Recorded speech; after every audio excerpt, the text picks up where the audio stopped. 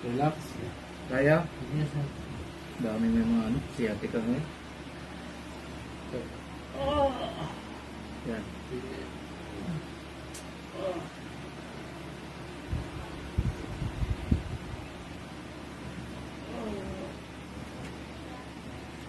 Isa pa. Ito.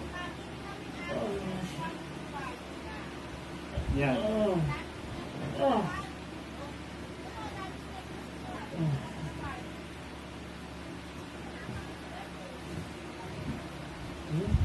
Tinagaan na, oh.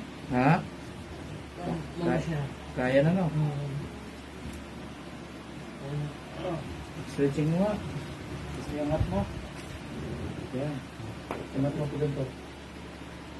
Yan. Yan. Sige, angat. Yun, no? Sige. Kabila.